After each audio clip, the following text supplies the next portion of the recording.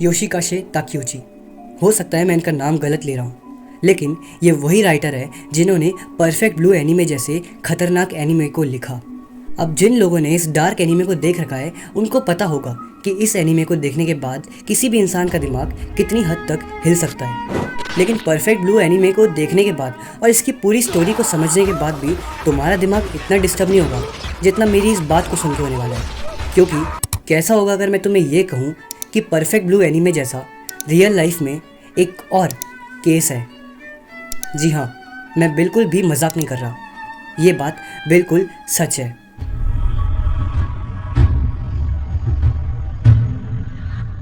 Real life perfect blue stalker case. अब इससे पहले कि हम इस केस के बारे में बात करें, मैं तुम्हें ये पहले ही बताना चाहूँगा कि ये कोई आम केस नहीं है जिसमें कोई इंसान किसी के पीछे बस पड़ा हुआ है, बल्कि ये उससे भी ज़्यादा हॉरिफाइंग केस है। मैं मजाक नहीं कर रहा हूँ, ये केस बहुत ही डिस्टर्बिंग केस है। लेकिन इस पूरे केस को स्टडी करते वक्त मुझे सबसे अजीब बात जो लगी वो ये थी कि इस पूरे केस की कहानी एक एनीमे स्टोरी से मैच कर रही है, और उस एनीमे का नाम है परफेक्ट ब्लू।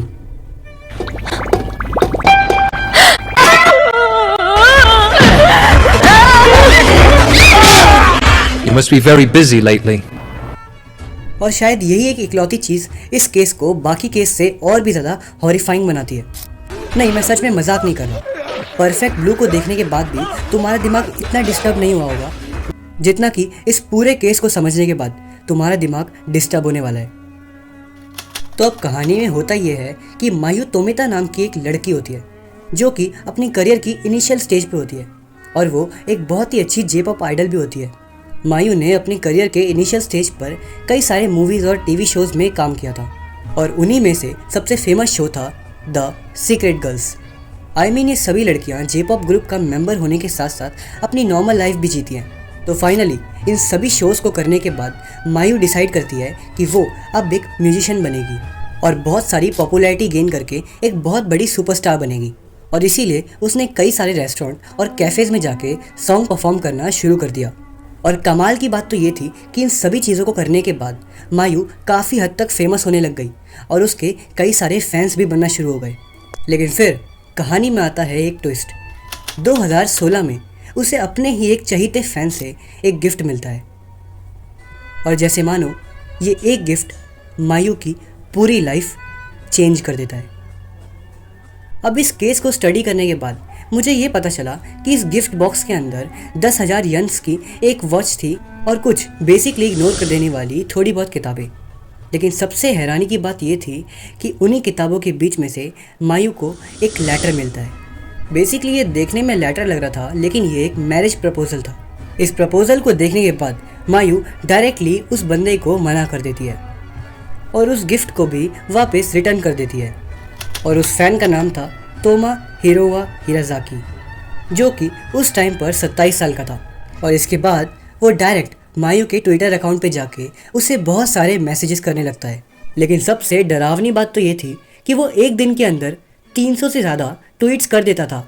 अब मायू भी इन सब चीज़ों को लगातार इग्नोर करती है जब तक कि वो बंदा मायू को जान से मारने की धमकी नहीं दे देता। और इसके बाद मायू फटाफट से उस इंसान को ट्विटर पर ब्लॉक कर देती है और फटाफट से पुलिस के पास जाकर इन सभी बातों की रिपोर्ट कराती है। लेकिन हैरानी की बात तो ये थी कि जापानीज़ पुलिस ने इन सभी बातों को जानते हुए भी इस केस पर कोई भी एक्शन ही नहीं लिया। मतलब कि यार, कोई किसी को मारने की बात कर रहा है, लेकिन जापानीज़ पुलिस इस बात को फिर भी इग्नोर मार रही है। और इसी वजह से मायू के घर वाले बहुत ही पैनिक हो जाते हैं। लेकिन इसके बाद भी मायू जैसी ब्रेव गर्ल इन सभी बातों को इग्नोर करती है, और इन सब के बाद भी वो अपने शोज़ करना बंद नहीं करती। माई 21 कहानी में एक और मोड़ आता है। मायू पब्लिकली अपने फैंस और अपने ऑडियंस को ये बात बताती है कि वो सॉलिड गर्ल्स नाइट वॉल्यूम 11 में परफॉर्म करने वाली है, ये जानते हुए भी कि हिवासाकी भी वहाँ पर आ सकता है। लेकिन फिर भी मायू इन सभी बातों को इग्नोर कर देती है। और फिर जैसे ही मायू अपने कॉन्सर्ट के लिए रेडी होकर वहाँ पर एंटर होने वाली होती है, वैसे ही वहाँ पर हिवासाकी भी आ जाता है। और फिर हिवासाकी उससे सबसे पहला सवाल पूछता है कि तुमने मेरे वो सारे गिफ्ट मुझे वापस क्यों करे। लेकिन मायू उसे जस्ट इग्नोर मारते हुए वहाँ से चले जाती है। और तभी हिवासाकी वो काम करता है जो शायद एक साइकोपैथ ही कर सकता है।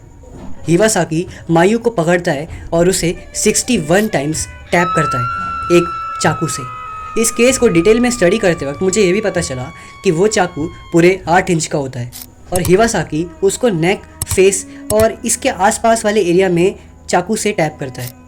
और फिर मायू हेल्प के लिए आसपास के लोगों को चिल्लाकर बुलाने लगती है और फिर आसपास के बहुत सारे लोग वहाँ पर आ जाते हैं और वो तुरंत ही पुलिस को कॉल करते हैं और फिर पुलिस आकर हिवासाकी को अरेस्ट कर लेती है। लेकिन एक साइकोपैथ की सबसे बड़ी निशानी तुम इस पूरे सीन में देख सकते हो, हिवासाकी इतना बड़ा काम करने के बाद भी थोड़ा सा भी घबराया हुआ नहीं है। इनफैक्ट उसके चेहरे पर एक अलग तरीके की स्माइल है, मानो जैसे कि वो हमें ये रिप्रेजेंट करना चाहता है कि मैं इस काम को करने के बाद बहुत खुश हुआ हूँ। लेकिन इतने सारे बुरे हमलों के बाद भी मायू बच जाती है। बस उसका J-pop आइडल बनने का सपना बस एक सपना ही रह जाता है। अब हिवासाकी का इसके बाद एक ट्रायल चलता है जिसमें पुलिस उससे इन्वेस्टिगेशन करती है और फिर हिवासाकी पुलिस को ये बताता है कि उसके नज़रिए के हिसाब से J-pop गर्ल्स की कोई भी औकात ही नहीं है। अब मैं इस केस को थोड़ा आपको ऊपर से बताता हूँ। हिवासाकी पुलिस को ये तक बोलता है कि मैंने मायू को इसीलिए मारा क्योंकि मैं उससे ऑब्सेस्ड था, बिकॉज वो मेरी एक पुरानी दोस्त की तरह लगती थी। बिकॉज हिवासाकी इससे पहले जिन एड्स में काम वाम करवाता था उस एड की एक्ट्रेस की डिक्टो शक्ल मायू से मिलती थी। और फिर इतनी सारी घटनाओं के बाद मायू अपने साथ हुए हुए अत्याचार के लिए कोर्ट से 76 मिलियन येन की डिमांड करती है और मायू कोर्ट से हिवासाकी को फांसी की सज़ा देने के लिए कहती है।